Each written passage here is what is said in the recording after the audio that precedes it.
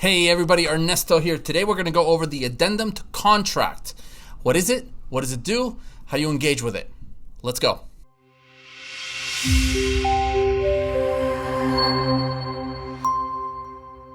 Welcome back everybody, Ernesto here. Okay, here we go. The addendum to the contract. What is it? What does it do? And how do you engage with it?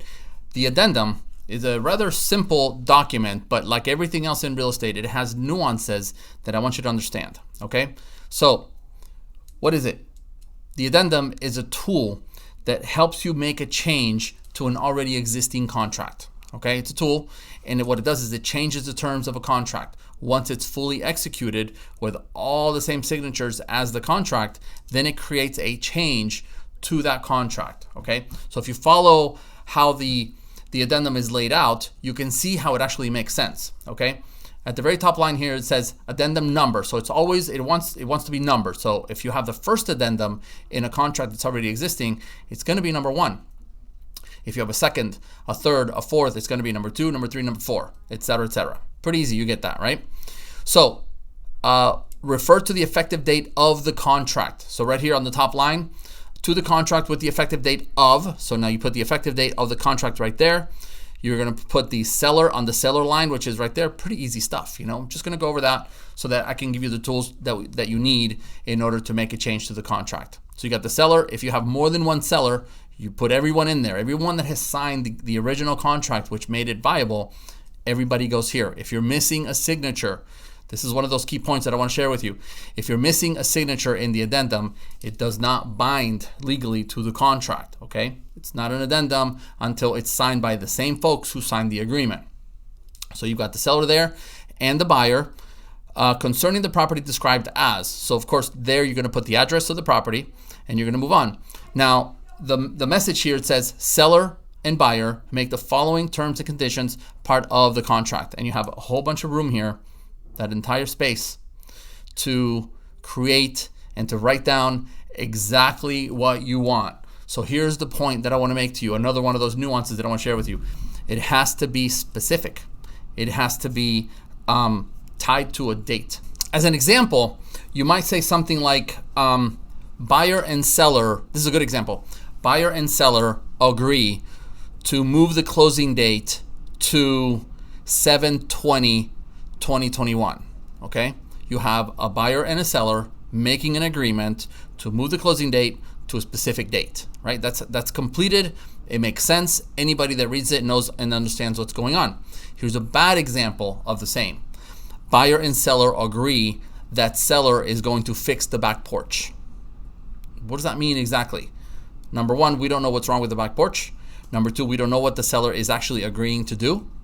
Number 3, we don't know who's going to be hired to do the work.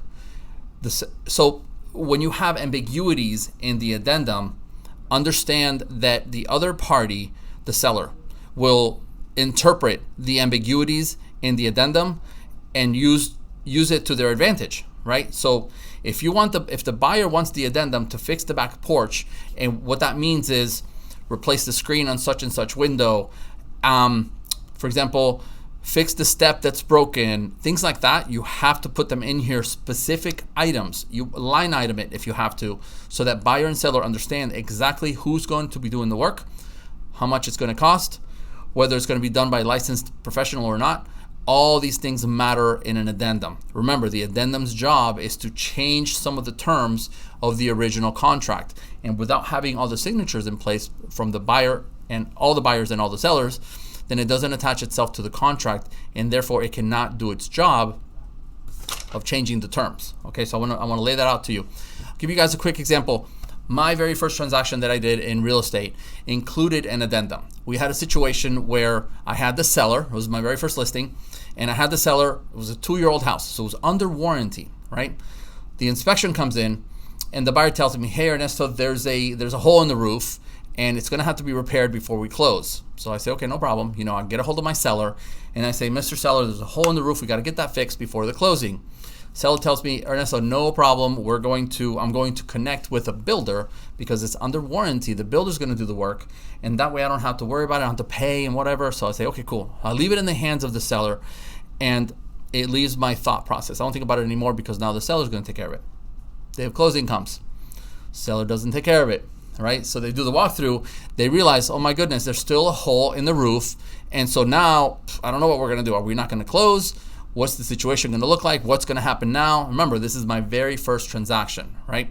So the agent on the other side comes up with a great idea. He says, here's what we're gonna do, Ernesto. Let's take $1,500 of your seller's proceeds.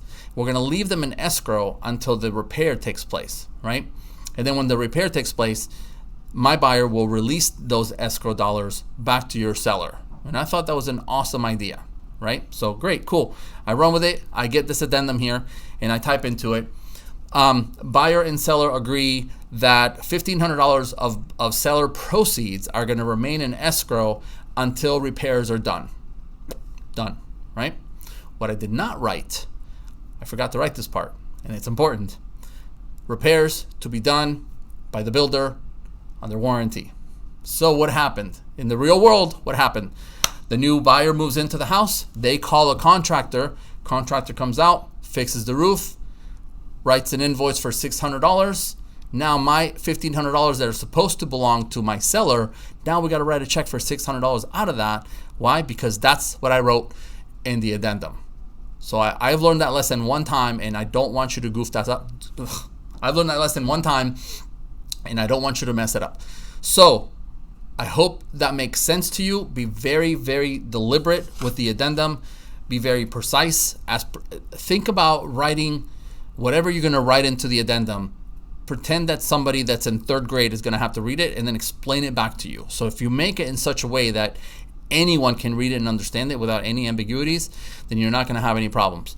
If you put things in here and you don't tie them into dates or you don't tie it into specifics, then understand and believe that the other party will interpret it differently than you intended, and it's going to cause friction. All right. So I think that's pretty much it. So scrolling down here a little bit, this is a short video. Now that I taught you that, I think that's really, I'm confident and comfortable that I gave you the tools to really engage with this document. Down here you have the buyer and the buyer, the seller and the seller. Whether you have one buyer or whether you have 10 buyers, you need everybody's signature that's on your side, and you also need everybody's signature that's on the other side.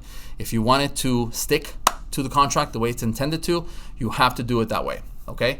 And other than that, by the way, this is the ACSP-4 revised on 6/17, and it's part of the Florida Realtors forms. Pretty much this is what you have right here. Very, very common form, very easy to fill out with some nuances that I shared with you. All right, until the next time, Ernesto, I love you guys. I'll see you soon.